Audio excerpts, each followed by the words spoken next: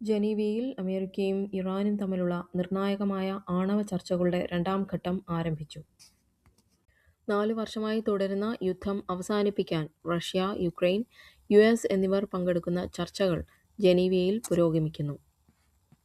American പൗരാവകാശ നേതാവ് Jessy Jackson അന്തരിച്ചു. Martin Luther king ജൂനിയറിനൊപ്പം പ്രവർത്തിച്ചിട്ടുള്ള അദ്ദേഹം 2 തവണ അമേരിക്കൻ പ്രസിഡന്റ് തിരഞ്ഞെടുപ്പിലേക്ക് മത്സരിച്ചിട്ടുണ്ട്. തിരഞ്ഞെടുപ്പ് വിജയത്തിനു പിന്നാലെ ബംഗ്ലാദേശ് പ്രധാനമന്ത്രിയായി താരിഖ് റഹ്മാൻ സത്യപ്രതിജ്ഞ ചെയ്തു. ഇന്ധനക്ഷാമം മൂലം മാലിന്യ ശേഖരണ ട്രക്കുകൾ ഓട്ടം നിർത്തിയതോടെ ക്യൂബയിലെ ഹവാനയിൽ മാലിന്യ പ്രതിസന്ധി രൂക്ഷമാകുന്നു. തെരുവുകളിലും നടപ്പാതകളിലും മാലിന്യം കുന്നുകൂടുന്നത് കടുത്ത ദുർഗന്ധത്തിനും ആരോഗ്യപ്രശ്നങ്ങൾക്കും കാരണമാകുന്നുവെന്ന് പ്രദേശവാസികൾ പരാതിപ്പെടുന്നു. അതേസമയം സാഹചര്യം വഷളാകുന്ന പശ്ചാത്തലത്തിൽ ക്യൂബയ്ക്ക് മാനുഷിക സഹായം നൽകുമെന്ന് സ്പെയിൻ പ്രഖ്യാപിച്ചു. മുംബൈ തീരത്ത് ഇന്ത്യൻ കോസ്റ്റ് ഗാർഡ് നടത്തിയ വൻ നീക്കത്തിൽ ഇറാനുമായി ബന്ധമുള്ള 3 എണ്ണക്കപ്പലുകൾ പിടിച്ചെടുത്തു.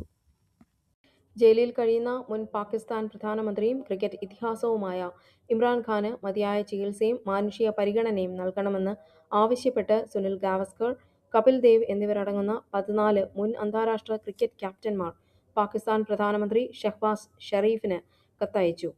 ഓസ്ട്രേലിയൻ ഇതിഹാസം ഗ്രെഗ് ചാപ്പൽ തയ്യാറാക്കിയ കത്തിൽ സുനിൽ ഗാവസ്കർ, കപിൽ ദേവ് എന്നിവരെ കൂടാതെ Clive Lloyd, Allan Border, Ian Chappell, Steve Waugh, David Gower തുടങ്ങിയവരും ഒപ്പിട്ടു. അദിയാല ജയിലിൽ കഴിയുന്ന ഇമ്രാൻഖാന് വിദഗ്ധ ചികിത്സ ഉറപ്പാക്കണമെന്ന് കത്തിൽ ആവശ്യപ്പെടുന്നു. മെഡിക്കൽ അവഗണന മൂലം അദ്ദേഹത്തിന്റെ വലതു കണ്ണിന്റെ കാഴ്ച ഏകദേശം 85% നഷ്ടപ്പെട്ടതായി റിപ്പോർട്ടുകളുണ്ട്. അന്താരാഷ്ട്ര നിലവാരത്തിലുള്ള മാനുഷികമായ ജയിൽ സൗകര്യങ്ങൾ ഒരുക്കുക, കുടുംബാംഗങ്ങളെ പതിവായി കാണാൻ അനുവദിക്കുക, തടസ്സങ്ങളില്ലാത്ത നിയമസഹായം ഉറപ്പാക്കുക. ഇതൊരു രാഷ്ട്രീയ നീക്കമല്ലെന്നും മറിച്ച് മാനുഷിക പരിഗണനയും കായിക ലോകത്തെ സൗഹൃദവും മുൻനിർത്തിയുള്ളതാണെന്നും കത്തിൽ വ്യക്തമാക്കുന്നു. ഇമ്രാൻഖാനുമായി ദീർഘകാലത്തെ സൗഹൃദമുണ്ടെന്ന് സുനിൽ ഗാവസ്കർ പ്രത്യേകം സൂചിപ്പിച്ചു. നിലവിൽ 800 ദിവസത്തിലധികമായി ജയിലിൽ കഴിയുന്ന ഇമ്രാൻഖാൻ തനിക്കെതിരെയുള്ള കേസുകൾ രാഷ്ട്രീയ പ്രേരിതമാണെന്ന് ആരോപിക്കുന്നു. മാനസിക പീഡനങ്ങളും മോശം സാഹചര്യങ്ങളുമാണ് ജയിലിൽ നേരിടുന്നതെന്ന് അദ്ദേഹത്തിന്റെ അഭിഭാഷകരും വ്യക്തമാക്കിയിട്ടുണ്ട്. പ്രസിഡന്റ് ഡൊണാൾഡ് ട്രംപിന്റെ പുതിയ ടാരിഫ് ഭീഷണികളെ പ്രതിരോധിക്കാൻ ലക്ഷ്യമിട്ടുള്ള പുതിയ വ്യാപാര നയത്തിന് കാനഡ നേതൃത്വം നൽകുന്നു. മാർക്ക് കാർണിയുടെ നേതൃത്വത്തിൽ വ്യാപാരം, ഡിജിറ്റൽ സഹകരണം, WTO പരിഷ്കരണം ഉൾപ്പെടെ 5 പ്രധാന മേഖലകളിൽ യൂറോപ്യൻ യൂണിയനെയും ഇൻഡോ പസഫിക് പങ്കാളികളെയും ഒന്നിപ്പിക്കാൻ ഒട്ടാവ ശ്രമിക്കുന്നു. ആഗോള വ്യാപാര ബന്ധങ്ങളിൽ വലിയൊരു മാറ്റത്തിന്റെ സൂചനയാണിത്. തദ്ദേശ തിരഞ്ഞെടുപ്പ് നീട്ടിവെക്കാനുള്ള തീരുമാനം UK prime minister Keir Starmer പിൻവലിച്ചു. മുൻ UK IP നേതാവ് നൈജൽ ഫാരജ് നൽകിയ കോടതി നടപടിയെ തുടർന്നാണ് ഇത്തരത്തിലുള്ള തീരുമാനം കെയർ സ്റ്റാർമർ എടുത്തത്. നിയമ നടപടികൾ ലേബർ ഗവൺമെന്റിന്മേൽ സമ്മർദ്ദം ചെലുത്തിയതോടെ തിരഞ്ഞെടുപ്പ് നേരത്തെ നിശ്ചയിച്ച പ്രകാരം തന്നെ നടത്താൻ സർക്കാർ നിർബന്ധിതരായി. നരേന്ദ്രമോദിയും ഫ്രഞ്ച് പ്രസിഡന്റ് ഇമ്മാനുവൽ മാക്രോണും മുംബൈയിൽ വെച്ച് കൂടിക്കാഴ്ച നടത്തി പ്രതിരോധം, വ്യാപാരം, ഊർജം എന്നീ മേഖലകളിൽ സഹകരണം ശക്തമാക്കാൻ തീരുമാനിച്ചു. ഇന്ത്യയിൽ യുദ്ധവിമാനങ്ങൾ നിർമ്മിക്കുന്നതിനുള്ള വൻ പദ്ധതിക്കായി ടാറ്റ, ഭാരത് ഫോർജ്, L&T എന്നിവരെ കേന്ദ്ര സർക്കാർ ഷോർട്ട് ലിസ്റ്റ് ചെയ്തു. CBSE 10ാം ക്ലാസ്, 12ാം ക്ലാസ് ബോർഡ് പരീക്ഷകൾ ഇന്ന് ആരംഭിച്ചു. 43 ലക്ഷത്തിലധികം വിദ്യാർത്ഥികളാണ് ഇത്തവണ പരീക്ഷ എഴുതുന്നത്. ഗുജറാത്തിലെ ചില ജില്ലാ കോടതികൾക്കും അഹമ്മദാബാദിലെ സ്കൂളുകൾക്കും ഇന്ന് ബോംബ് ഭീഷണി സന്ദേശങ്ങൾ ലഭിച്ചത് പരിഭ്രാന്തി പരത്തി. ആർട്ടിഫിഷ്യൽ ഇന്റലിജൻസ് തൊഴിലുകൾ ഇല്ലാതാക്കുമെന്ന ഭയത്തിന് പരിഹാരം നൈപുണ്യ വികസനമാണെന്ന് ഉച്ചകോടിയിൽ പ്രധാനമന്ത്രി പറഞ്ഞു. ഇന്ത്യ ടുഡേ ഗ്രൂപ്പിന്റെ പുതിയ AI വാർത്താ അവതാരകയായ സൂത്രയെ ഉച്ചകോടിയിൽ പരിചയപ്പെടുത്തി. ബിൽഗേറ്റ്സ് ഉൾപ്പെടെയുള്ള പ്രമുഖർ പരിപാടിയിൽ പങ്കെടുത്തു.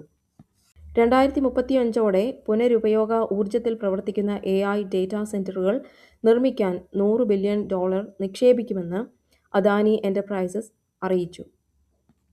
T20 ലോകകപ്പ് 2026-ൽ കാനഡയെ തോൽപ്പിച്ച് ന്യൂസിലൻഡ് സൂപ്പർ 8-ൽ കടന്നു.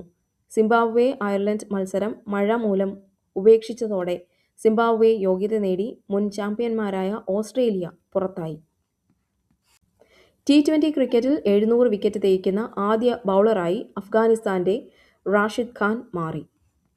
വരാനിരിക്കുന്ന നിയമസഭാ തിരഞ്ഞെടുപ്പിന് മുന്നോടിയായി സർക്കാർ പ്രഖ്യാപിച്ച നവകേരള സിറ്റിസൺ റെസ്പോൺസ് പരിപാടിക്കായി 20 കോടി രൂപ അനുവദിച്ച ഉത്തരവ് കേരള ഹൈക്കോടതി റദ്ദാക്കി. പൊതുപണം ഉപയോഗിച്ചുള്ള രാഷ്ട്രീയ പ്രചാരണമാണിതെന്ന് കോടതി നിരീക്ഷിച്ചു. തൊണ്ടിമുതൽ കേസിൽ ശിക്ഷിക്കപ്പെട്ട മുൻ മന്ത്രി ആന്റണി രാജുവിന്റെ അപ്പീൽ സെഷൻസ് കോടതി തള്ളി. ഇതോടെ അദ്ദേഹത്തിന് തിരഞ്ഞെടുപ്പിൽ മത്സരിക്കുന്നതിനായുള്ള അയോഗ്യത തുടരും. നടൻ ജയറാമിനെ കൊച്ചിയിലെ എൻഫോഴ്സ്മെന്റ് ഡയറക്ടറേറ്റ് ഓഫീസിൽ 3 മണിക്കൂറിലധികം ചോദ്യം ചെയ്തു. തനിക്കറിയാവുന്ന എല്ലാ വിവരങ്ങളും കൈമാറിയെന്ന് ചോദ്യം ചെയ്യലിന് ശേഷം അദ്ദേഹം പറഞ്ഞു.